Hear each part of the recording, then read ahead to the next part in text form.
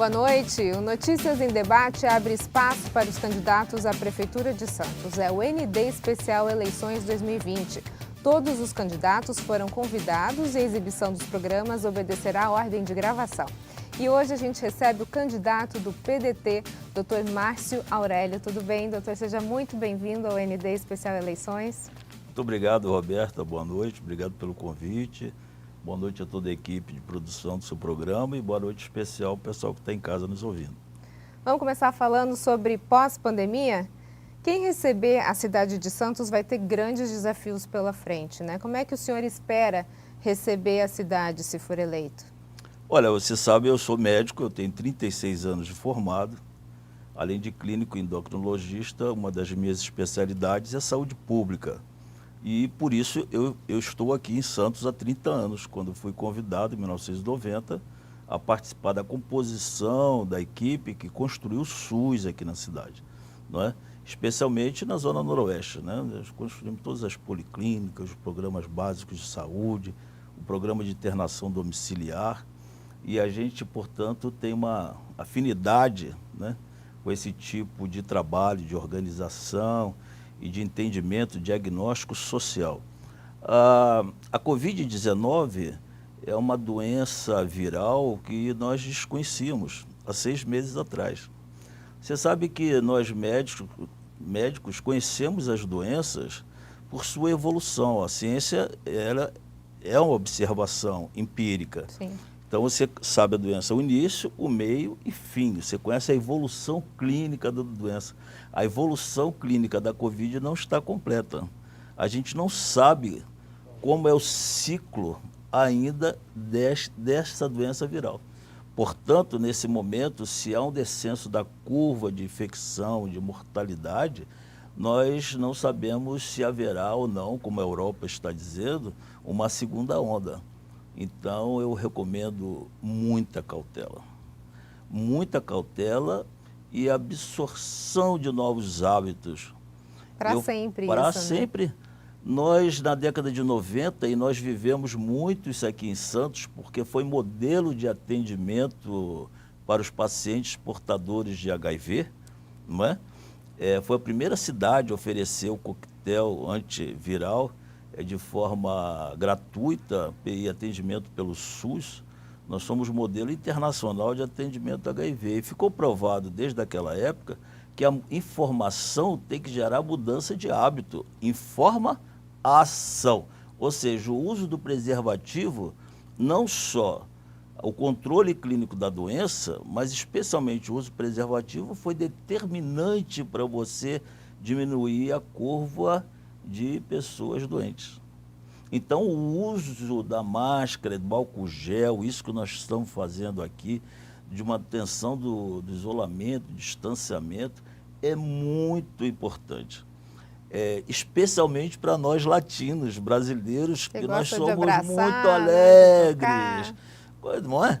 Eu beijo meus amigos todos, eu beijo os meus filhos, belisco. Agora, essa nova realidade, candidato, de certa forma, ela vai trazer impactos na economia, né? Próximo Sim. ano, ninguém sabe o que vai acontecer, como o senhor mesmo mencionou, Sim. A gente desconhece o vírus e desconhece tudo o que vem com ele, todos os impactos. Pensando nessa esfera econômica, como é que o senhor acredita que vai ser o primeiro ano de quem vencer essa eleição? Eu acho que nós vivemos uma crise sanitária pela pandemia, uma crise política a partir de 2014 que determina uma crise econômica profunda no nosso país. Não é? Eu acho que a pandemia não está trazendo a criança, está piorando todo o nosso quadro social. Não é? Nós já vivíamos uma ascendente do desemprego hoje, agora o IBGE comunicou à sociedade um crescimento aí de 13 milhões de pessoas desempregadas. Nós temos entre desempregados e desvalidos, ou seja, aquelas pessoas que já desistiram de procurar emprego porque não conseguem ou porque não tem qualificação profissional, não tem escolaridade. Nós já atingimos 1/4 da população. Isso é economicamente inconcebível. o que nós temos que fazer como prefeitura. Não podemos esperar que o mundo se transforme. Nós temos uma realidade a um palmo do nosso nariz, porque nossos vizinhos estão precisando que o poder local tome uma atitude. Então, nós vamos fazer da Casa do Empreendedor, que já existe, né, uma agência de recepção de microempreendedores em situação de falência, em situação de portas fechadas já, porque existem pequenos créditos já disponíveis e as pessoas não sabem. Você tem que organizar as pessoas, você tem que oferecer um funil para que elas tenham uma alternativa, quer seja no Estado, quer seja da União, quer seja do Sebrae, existem esses canais.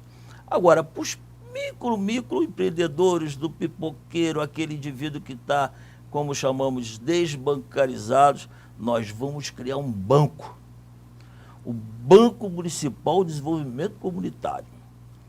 Mas esse candidato, ele está prometendo fundar um banco. Ele agora, a prefeitura vai ser banqueiro, vai ser Banco do Brasil, Caixa Econômica e Banco de Santos. Não. A experiência de um banco comunitário, ela existe desde 1843, com o Owen, em Londres. No Brasil, nós temos 133 bancos comunitários, uma grande experiência com o Banco Palmas, do bairro Jardim Palmeiras, que é a periferia de Fortaleza, que existe inclusive o Palmas Cred, que é o cartão de crédito através de uma fintech chamado E-Dinheiro.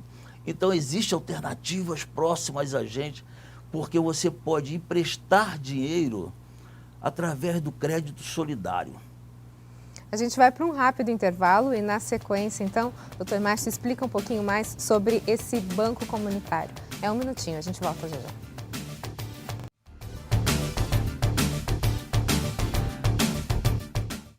ND Especial Eleições está de volta hoje com o candidato do PDT, doutor Márcio Aurélio.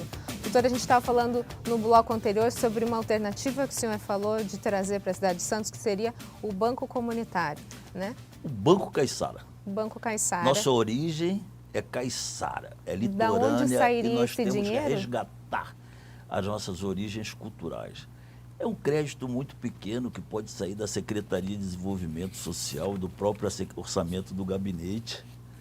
Você entende? As necessidades das pessoas são muito pequenas. Nós ficamos pensando em mega projetos. As pessoas querem comer.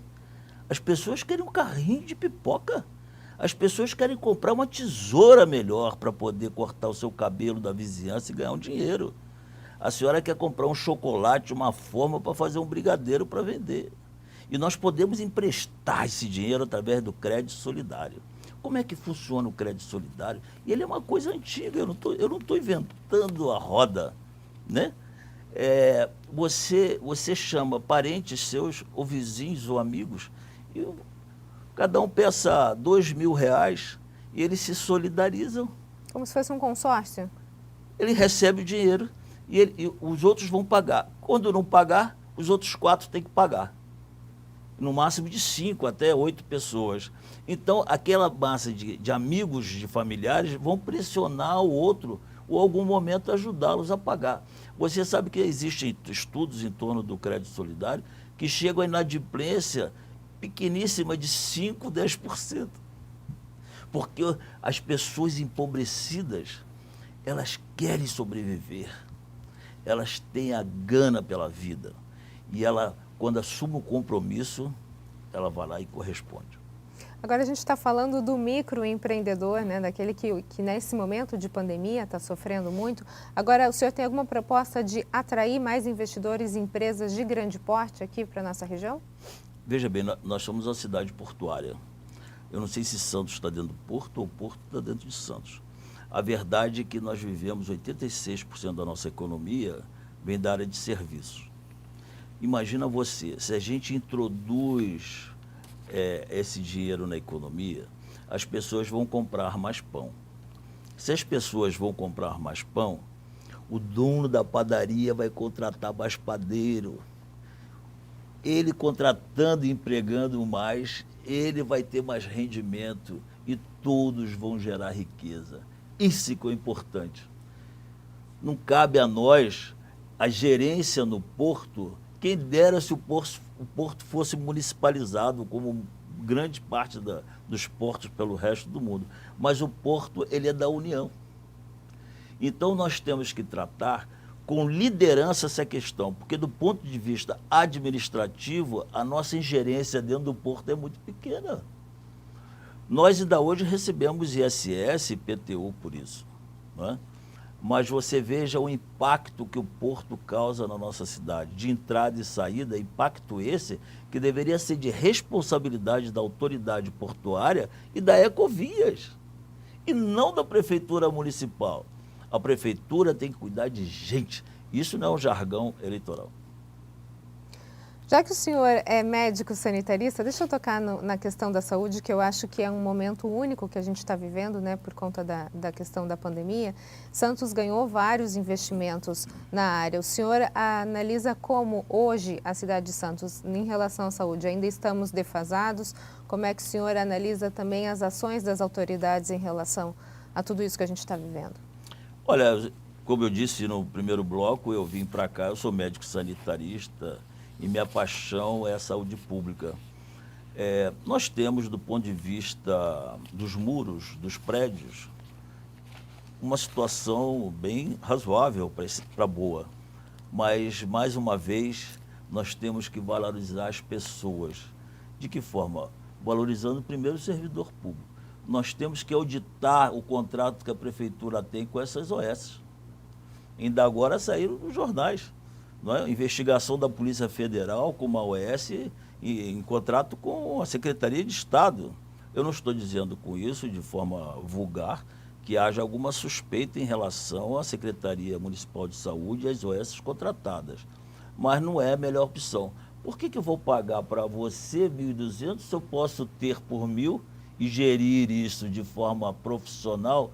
Porque, veja bem, nós médicos, profissionais de saúde e os professores e professoras, enfim, profissionais da educação, nós somos ajudadores.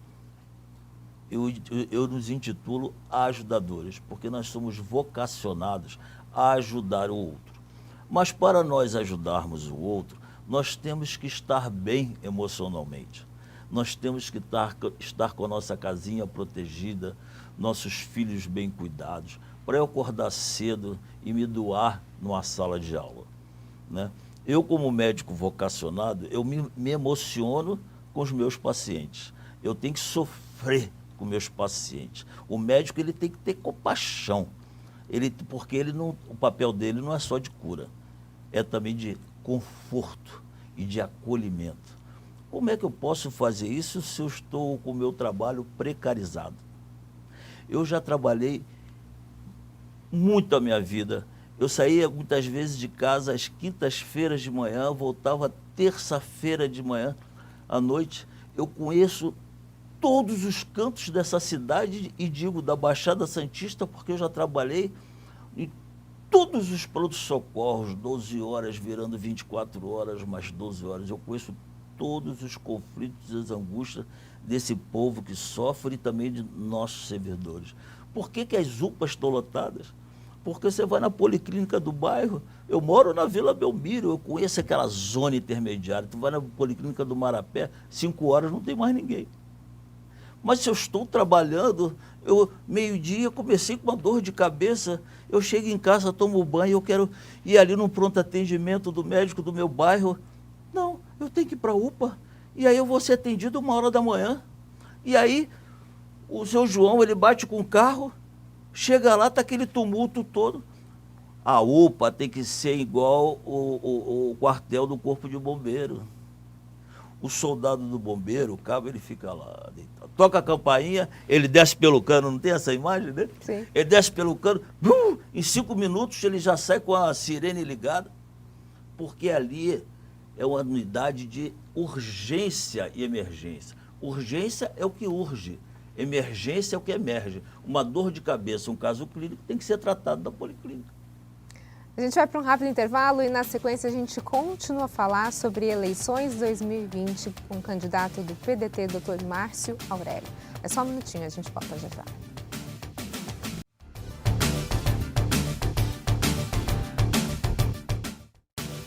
ND Especial Eleições está de volta. Hoje a gente conversa com o candidato do PDT, Dr. Márcio Aurélio. Doutor, falar um pouquinho sobre meio ambiente.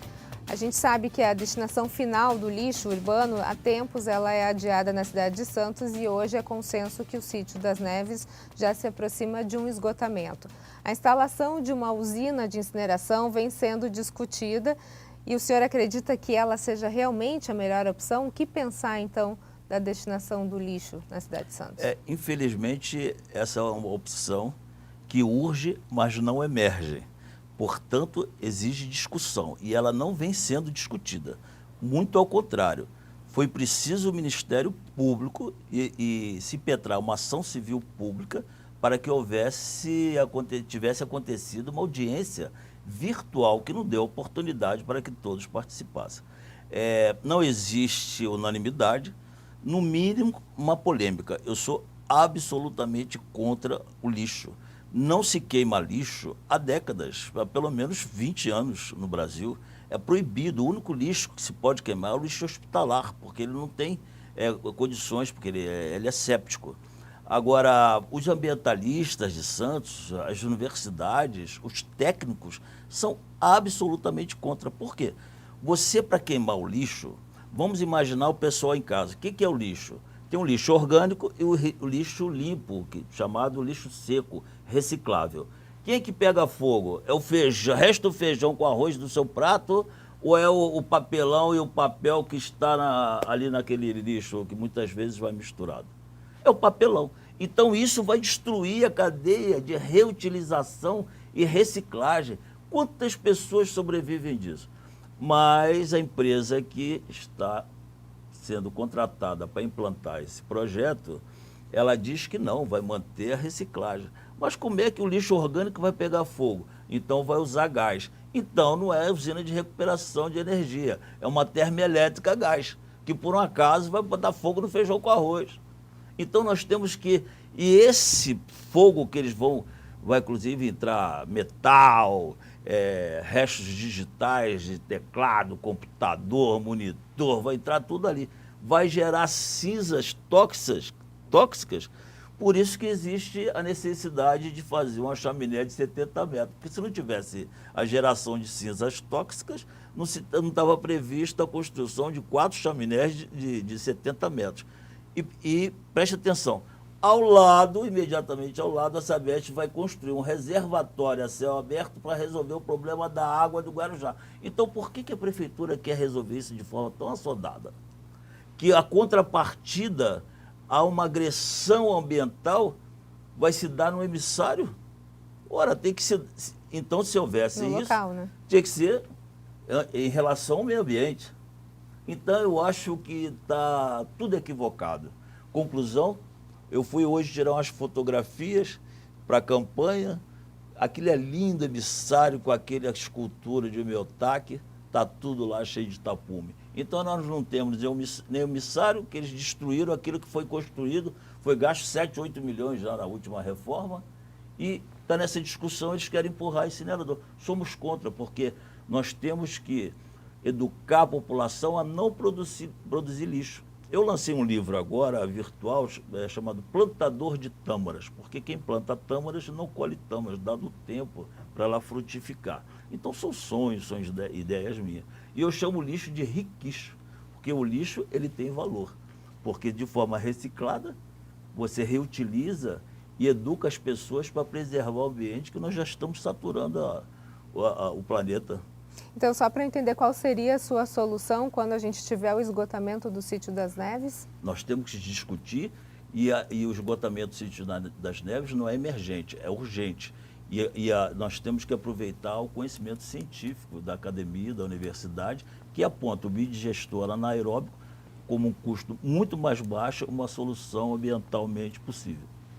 Essa questão do lixo é uma questão que precisa ser pensada, né? Muito. Doutor, e bem repensada várias Sim. vezes. A partir de agora, então, o senhor tem 1 minuto para suas considerações finais. Eu quero dizer a vocês que eu sou filho de Getúlio. Meu pai faleceu há 3 anos atrás, se chamava Getúlio, é gaúcho, e foi batizado por Getúlio Vargas. Na minha casa eu tenho um busto de Getúlio desde a década de 40, portanto eu sou trabalhista. E nós, trabalhistas do PDT, nós estamos atrás de uma utopia. Mas utopia é aquilo que nunca foi conquistado, mas Eduardo Galeano dizia, utopia é aquilo que está lá no horizonte que a gente pode construir. Você dá 2 passos, ela caminha 2 passos. Você dá 10 passos atrás da sua utopia e atrás do seu sonho, e a utopia vai mais distante. Então, para que serve a utopia? Perguntava o escritor uruguaio Eduardo Galeano. Para nós caminharmos. E eu quero convidar vocês para vir caminhar junto no sentido de estar construindo a nossa utopia de vivermos numa cidade melhor para todos nós. Ok. Doutor Márcio Aurélio, candidato do PDT, muito obrigada pelas suas informações. Sucesso aí no restante da campanha. Muito obrigado. O ND Especial Eleições fica por aqui. Uma ótima noite para você. Fique agora com o Jornal da Band. A gente se vê. Até mais.